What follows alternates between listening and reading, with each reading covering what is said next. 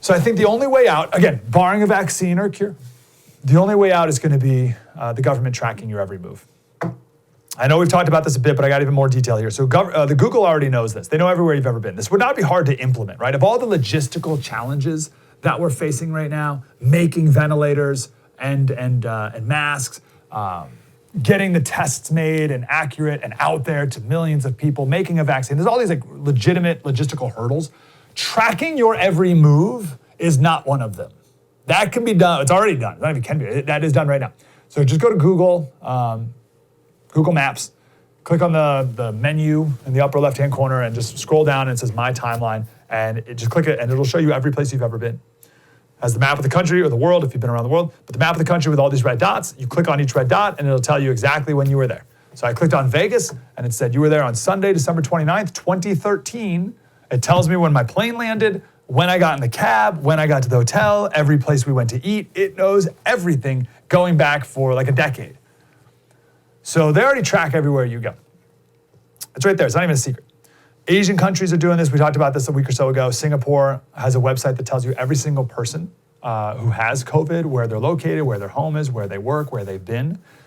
We played a video last week of a woman traveling around China. She has to check in everywhere she goes. Her cell phone has data that she gives to the officials there that tell her where she's been the last 14 days. She can go anywhere if she has a green card that allows her to travel through different areas, right? You down with all that?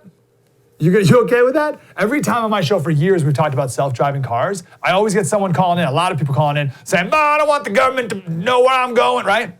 And it's like, man, Google already does. I'm not saying that's right, but just so you know, Google already does. And maybe people were right to be concerned about that, but this, I have fear that people are just gonna be like, yeah, take it all. I don't know. So, there's one more thing. Washington Post, a couple days ago, I don't think we talked about this one. They put data out on how much each state has social distanced. And it was a color-coded map based off of percentage decrease in distance traveled. So they could compare how much people are driving now, today, versus 2 weeks ago, last month ago. The company's called Unicast, Unacast. Have you ever heard of Unicast? Never heard of them. How do they have all the data from everyone's cell phone?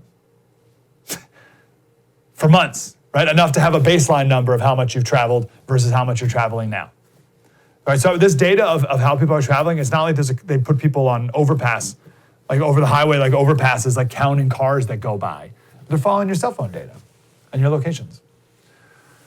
I would show you that map, but we're going to kick it up a notch here because that map from that company is nothing compared to this right here. Check this out. We wanted to see the true footprint social gatherings like spring break beach crowds could really have on our society in the face of a global pandemic. To do so, we started with the big picture, powering our engine with billions of anonymized location data points from mobile devices across the globe. Using tectonics, we can then zoom in on specific regions. Here, we focus specifically on just one beach in Fort Lauderdale during the month of March. Again, each of these data points shown on the map corresponds to a unique mobile device active on a given day.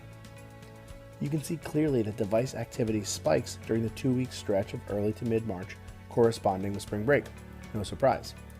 Now, using an analysis called a spider query, we can actually track movement of these devices over the remaining weeks of March, seeing where these devices went after spring breakers left the beach. As we zoom further and further out, it becomes clear just how massive the potential impact just one single beach gathering can have in spreading this virus across our nation. It can be hard for us to realize sometimes just how connected our world really is, until the data tells the stories that we just can't see.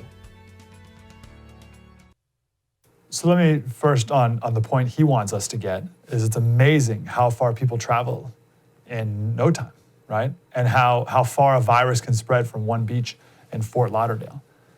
And that's the point that he wants us to make, and that point is well received. But also, what the heck? How can they track our cell phone data like that and know that you were on a beach in Florida 1 minute and now you're back home in Chicago and everywhere you've been in between? That's crazy. Slater Crusaders, thanks for watching the first on YouTube. If you want more, like, subscribe. We got plenty.